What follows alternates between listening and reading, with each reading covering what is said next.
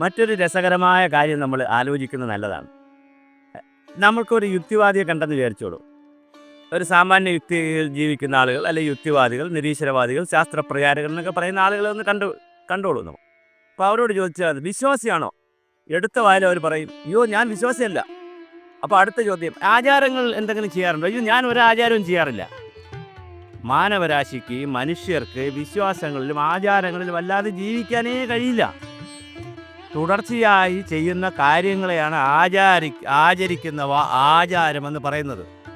എല്ലാ ദിവസവും രാവിലെ കൃത്യസമയത്ത് എഴുന്നേൽക്കുന്നു, അത് തുടർച്ചയായി ചെയ്യുമ്പോൾ ഒരു ആചാരമാണ്. എല്ലാ ദിവസവും നമ്മൾ രാവിലെ ശരീരം വൃത്തിയാക്കുന്നു, അത് തുടർച്ചയായി ചെയ്യുമ്പോൾ ഒരു ആചാരമാണ്. ഫംഗ്ഷനുകൾ തുടങ്ങുമ്പോൾ, അല്ലെങ്കിൽ ഒരു യോഗം തുടങ്ങുമ്പോൾ ഒരാൾ സ്വാഗതം പറയുന്നു, എല്ലാ ഫംഗ്ഷനുകളിലും ആദ്യം സ്വാഗതം പറയുന്നു, അത് ആചാരമാണ്. അവസാനം കൃതജ്ഞത പറയുന്നു, നന്ദി പറയുന്നു, അത് ആചാരമാണ്. കുറച്ച് പേർ സ്റ്റേജിലിരിക്കുന്നു, കുറച്ച് പേർ ആഡിയൻസ് ആയിട്ടിരിക്കുന്നു, അത് ആചാരമാണ്. തുടർച്ചയായി ചെയ്യുന്ന ആചരിക്കുന്നവ ആചാരം. അത് അന്ധവിശ്വാസവും ദൈവവിശ്വാസമായിട്ട് മാത്രമല്ല ഉള്ളത്. അപ്പോൾ ആചാരമില്ലാതെ ഒരു മനുഷ്യനും ഈ ഭൂമിയിൽ എന്ത് ചെയ്യാൻ കഴിയില്ല, ജീവിക്കാൻ കഴിയില്ല. അവൻ തുടർച്ചയായി ചെയ്യുന്ന കാര്യങ്ങൾ, അത് ആചരിക്കുന്നവ. തുടർച്ചയായി വെജിറ്റേറിയൻ കഴിക്കുന്ന ആൾ, അതും ഒരു ആചാരമാണ്. തുടർച്ചയായി നോൺ വെജ് കഴിക്കുന്നവർ, നോൺ വെജ് മാത്രം കഴിക്കുന്നവർ, അതും ഒരു ആചാരമാണ്. നമ്മുടെ ശീലങ്ങളൊക്കെ തുടർച്ചയായി ചെയ്യുമ്പോൾ, നാം ചെയ്തു വരുന്ന ഓരോ പ്രവൃത്തിയും തുടർച്ചയായി ചെയ്യുമ്പോൾ അതൊരു ആചാരമാകും. അതൊരു സമൂഹം ചെയ്യുമ്പോൾ വേറെ ആചാരമാകും. ഒരു നാട് ചെയ്യുമ്പോൾ ആചാരത്തിൻ്റെ മറ്റു തലങ്ങളുണ്ടാവും. അതുപോലെ വളരെ പ്രധാനമാണ് വിശ്വാസം. രാവിലെ നമ്മൾ ട്രാൻസ്പോർട്ട് ബസ്സിൽ കയറി, ട്രാൻസ്പോർട്ടിന് ഡ്രൈവർ എത്ര ഹെവി ലൈസൻസ് ഉള്ള ആളാണെങ്കിലും നമ്മെ സമയത്തും സ്ഥലത്തും വളരെ സുരക്ഷിതമായി എത്തിക്കുക എന്നുള്ളത് എന്ത് വിശ്വാസത്തിൻ്റെ പുറത്താണ് നമ്മുടെ ജീവൻ ആ വണ്ടിയിൽ വെച്ചിട്ടിരിക്കുന്നത്? എത്ര ആളുകളായിരിക്കുന്നത് വണ്ടിയിൽ? ഇനി വണ്ടി പോട്ടെ, ഫ്ലൈറ്റിൽ കയറി നോക്കൂ, എത്ര ആളുകളുടെ ജീവനാണ് പൈലറ്റിൻ്റെ കയ്യിലിരിക്കുന്നത്? എന്ത് വിശ്വസിച്ചിട്ടാണ്, അല്ലെങ്കിൽ ഏത് യുക്തിയുടെ അടിസ്ഥാനത്തിലാണ്, ഏത് സാമാന്യ ബോധത്തിൻ്റെ അടിസ്ഥാനത്തിലാണ് ഫ്ലൈറ്റിൽ ഇരിക്കുന്നത്? ഫ്ലൈറ്റ് നമ്മളെ എത്തിക്കും, ഫ്ലൈറ്റിൻ്റെ മെഷീൻസ് കറക്റ്റാണ്, അതിൽ ഡീസലുണ്ട്, ഇന്ധനമുണ്ട്, എല്ലാ കാര്യങ്ങളും ഉണ്ടെന്ന് ഉറപ്പ് വരുത്തുമ്പോഴും ഒരു അനിശ്ചിതത്വം അവിടെ കിടപ്പുണ്ട്. ആ അനിശ്ചിതത്വത്തിൽ നിന്ന് രക്ഷപ്പെടിക്കാനാണ് വിശ്വാസം. നമ്മളെ എത്തിക്കാനും എത്തിക്കാതിരിക്കാനുമുള്ള സാധ്യതയുണ്ടല്ലോ, അപകടം വരാനും അപകടം വരാതിരിക്കാനുള്ള സാധ്യതയുണ്ടല്ലോ. ആ സാധ്യത എന്ന് പറയുന്നൊരു കണ്ടിജൻസിയാണ്. ആ കണ്ടിജൻസിയിൽ നിന്നാണ് വിശ്വാസത്തിന് പ്രസക്തി വരുന്നത്. അപ്പോൾ വിശ്വാസിയാണോ എന്ന് പറഞ്ഞാൽ, വിശ്വാസി അല്ലാതെ ആർക്കും ജീവിക്കാൻ പറ്റത്തില്ല. ആർക്കായാലും വിശ്വാസമില്ലെങ്കിൽ മനുഷ്യന് ജീവിക്കാൻ കഴിയില്ല. അപ്പോൾ വിശ്വാസം വളരെ പ്രധാനമാണ്. ആചാരങ്ങളില്ലെങ്കിൽ മനുഷ്യന് ജീവിക്കാൻ കഴിയില്ല. ആചാരവും പിന്നെ വേറെ തമാശ എന്താണ്, ഈ യുക്തിവാദികളോ സാമാന്യ യുക്തിയൊക്കെ ഉള്ള ആളുകൾ പറയുന്നത് എന്താണ്?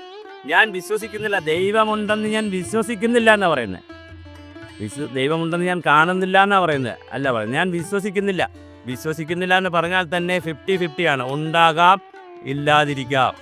ഉണ്ടാകുന്നതും ഇല്ലാതിരിക്കുന്നതുമുണ്ട്. ഒരു അനിശ്ചിതത്വം ഉണ്ട് അവിടെ. അടുത്ത നിമിഷത്തെക്കുറിച്ച് അനിശ്ചിതത്വമുണ്ട്. നമ്മൾ ഡോക്ടറെ അടുത്ത് നമ്മുടെ ശരീരം കൊണ്ടുപോയി ICU യൂണിറ്റിൽ കിടക്കുന്ന സമയത്ത് എല്ലാവിധ ധാരണയോട് കൂടിയാണ് ഡോക്ടർക്ക് ശരീരം കൊടുക്കുന്നത്. അദ്ദേഹം ഓപ്പറേഷൻ ചെയ്യട്ടെ, എന്തെല്ലാം ചെയ്യട്ടെ എന്ന് ചോദിക്കും. വലിയ കണ്ടിജൻസി ഉണ്ട് അതിനകത്ത്. ചിലപ്പോൾ ചത്തുപോകാം, ചിലപ്പോൾ മരിച്ചു പോകാം, ചിലപ്പോൾ ജീവിച്ചിരിക്കാം. ഒരുപാട് കണ്ടിജൻസി ഉണ്ട്. എന്നാലും നമ്മൾ വിശ്വസിച്ച് ഒപ്പിട്ട് കൊടുക്കും. ബന്ധുമിത്രാദികളെ ഓപ്പറേഷൻ ചെയ്യട്ടെ, അല്ലെങ്കിൽ അവർക്ക് ആവശ്യമായ സെഡേഷനൊക്കെ കൊടുക്കട്ടെ എന്ന് പറഞ്ഞ് നമ്മൾ ഒപ്പിട്ട് കൊടുക്കും. എന്തിൻ്റെ പേരിൽ? ഡോക്ടറെ വിശ്വസിച്ചുകൊണ്ട്, സമ്പൂർണ്ണമായി നമ്മൾ സറണ്ടർ ചെയ്തുകൊണ്ട്. അപ്പോൾ വിശ്വാസമില്ലാതെ ഒരു കാരണവശാലും നമുക്ക് ഭൂമിയിൽ ജീവിക്കാനാകില്ല. സ്ത്രീകളെ പുരുഷന്മാർക്ക് കല്യാണം കഴിച്ചു കൊടുക്കും, താലി കെട്ടിയൊക്കെയാണല്ലോ എന്ന് പറയുന്ന സങ്കല്പമൊക്കെ ഉണ്ടല്ലോ, അല്ലെങ്കിൽ കല്യാണം കഴിച്ചു കൊടുക്കും. എന്ത് വിശ്വാസത്തിൽ? ജീവിതകാലം മുഴുവൻ ആ സ്ത്രീയെ പരിരക്ഷിച്ചുകൊള്ളും, അല്ലെങ്കിൽ സ്ത്രീയോടൊപ്പം ഭർത്താവായി ജീവിച്ചുകൊള്ളും, കുടുംബനാഥനായി ജീവിച്ചുകൊള്ളും എന്നുള്ള വിശ്വാസത്തിലാണ്. മക്കൾ വീട്ടിൽ കിടന്നുറങ്ങുന്നു, എന്ത് വിശ്വാസം? അച്ഛനും അമ്മയും ഞങ്ങളെ സംരക്ഷിച്ചു കൊള്ളും. അപ്പോൾ ജീവിതത്തിൻ്റെ എല്ലാ തലങ്ങളെടുത്താലും, ഏതൊരു ഭാഗമെടുത്താലും, വിശ്വാസം എന്ന് പറയുന്നൊരു ഭാഗം, 3 അക്ഷരമില്ലാതെ, ബിലീഫ് എന്ന് പറയുന്ന അക്ഷരമില്ലാതെ നമുക്ക് മുന്നോട്ട് പോകാൻ കഴിയില്ല. പിന്നെ ദൈവം, അതുപോലുള്ള കാര്യങ്ങൾ അതിൽ വേണോ വേണ്ടേ എന്നുള്ളത് രണ്ടാമത്തെ വിഷയമാണ്. പക്ഷെ വിശ്വാസിയാവാതെ, വിശ്വാസമില്ലാതെ മനുഷ്യർക്ക് മുന്നോട്ട് പോകാൻ കഴിയില്ല. ആചാരങ്ങളില്ലാതെ മനുഷ്യർക്ക് മുന്നോട്ട് പോകാൻ കഴിയില്ല. അപ്പോൾ ആചാരങ്ങളും വിശ്വാസങ്ങളെയും എതിർക്കുന്നവർ, ഇത് വളരെ ഗൗരവമായി ചർച്ച ചെയ്യപ്പെടേണ്ട വിഷയമാണ്. നമ്മൾ ജീവിതത്തിൽ ഓരോ മനുഷ്യരും, ഞാൻ പലപ്പോഴും സൂചിപ്പിച്ചിട്ടുള്ളതാണ്, മനുഷ്യർ മാനവരായി മാറുന്നത് ചിട്ടകളിലൂടെയാണ്, ഭരണഘടനയിലൂടെയൊന്നുമല്ല. ഭരണഘടന എന്നൊക്കെ പറയുന്നത് ഒരു നിയതമായ, ഒരു ലിഖിതമായ ഒരു ഗ്രന്ഥം എന്നതിനപ്പുറം ഭരണഘടനാപരമായിട്ടൊന്നും അല്ല ആളുകൾ ജീവിക്കുന്നത്. അവർ സാമൂഹ്യ ക്രമങ്ങൾ ഉണ്ടാക്കിയെടുക്കും. എല്ലാ സമൂഹവും വളരെ കൃത്യമായ അനൗപചാരികമായ സാമൂഹ്യ ക്രമങ്ങൾ ഉണ്ടാക്കിയെടുക്കും. ആ സാമൂഹ്യ ക്രമങ്ങളിലൂടെയാണ് മാനവരാശി മുന്നോട്ട് പോകുന്നത്. അതിൽ സത്യവും ധർമ്മവും നീതിയും ബഹുമാനവും ആദരവും അഹിംസയും സഹിഷ്ണുതയും തുടങ്ങിയ നിരവധി ഘടകങ്ങളുടെ സാമൂഹ്യ ബന്ധങ്ങൾ ഉണ്ടാക്കിയെടുക്കും. ആ സാമൂഹ്യ ബന്ധം നിലനിൽക്കുന്നത് വിശ്വാസങ്ങളിലാണ്. ആ സാമൂഹ്യ ബന്ധം നിലനിൽക്കുന്നത് ആചാരങ്ങളിലാണ്.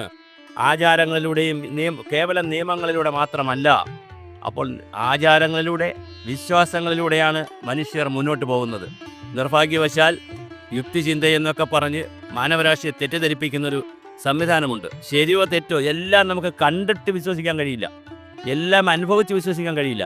ചിലത് പ്രത്യേകിച്ച് ആത്മീയത പോലുള്ള കാര്യങ്ങൾ അത് സബ്ജക്റ്റീവായിട്ടുള്ള വിഷയാധിഷ്ഠിതമായിട്ടുള്ള മറ്റൊരു തലമാണ്. അത് അന്വേഷകർക്കുള്ളതാണ്, എല്ലാവർക്കും ഉള്ളതല്ല. ഭൗതികമായി ജീവിക്കുന്ന ആളുകൾക്ക് മാത്രമുള്ളതല്ലത്, അത് അന്വേഷകർക്കുള്ളതാണ്. അന്വേഷിച്ചാലോ വല്ലാതെ നമുക്ക് കണ്ടുപിടിക്കാൻ കഴിയും. വളരെ അപൂർവം ആളുകൾ ഒഴിച്ച് ആരും തന്നെ അങ്ങനെ ആത്മീയ അന്വേഷകരൊന്നും തിരിച്ചു വന്ന് ആത്മീയ അന്വേഷണം മതിയാക്കി എന്ന് പറയുന്ന വളരെ അപൂർവ ആളുകളുണ്ടാവാം.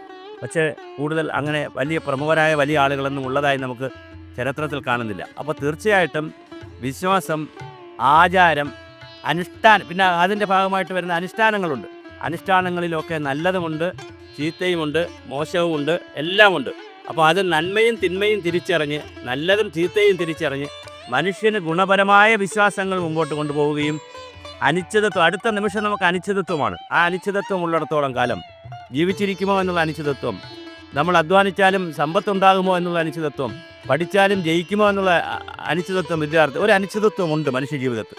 ഈ അനിശ്ചിതത്വത്തിൻ്റെ ഭാഗം കൂടിയിട്ടാണ് മനുഷ്യൻ വിശ്വാസങ്ങളിലേക്ക് പോകുന്നത്. അങ്ങനെ മനുഷ്യർ വിശ്വസിക്കുമ്പോൾ തീർച്ചയായിട്ടും അവർക്ക് വലിയ ആത്മധൈര്യമാണ് കിട്ടുന്നത്, ആത്മബലമാണ് കിട്ടുന്നത്, ഒരു ആത്മജ്ഞാനമാണ് കിട്ടുന്നത്, ഒരു ആത്മബോധമാണ് കിട്ടുന്നത്. അത് നല്ലതല്ലേ? അപ്പോൾ അതുകൊണ്ട് നല്ല ആചാരങ്ങൾ തീർച്ചയായും ഇല്ലാതെ മനുഷ്യർക്ക് ഒരാളിനും, എത്ര വലിയ യുക്തിവാദിക്കും ആചാരങ്ങളില്ലാതെ മുന്നോട്ട് പോകാൻ കഴിയില്ല. ഹിന്ദു ആണെങ്കിൽ വലതുവശത്തോട്ട് മുണ്ടെടുക്കും, മുസ്ലിമായി ജനിച്ചാൽ യുക്തിവാദിയാണെങ്കിൽ ഇടതുവശത്തോട്ട് മുണ്ടെടുക്കും.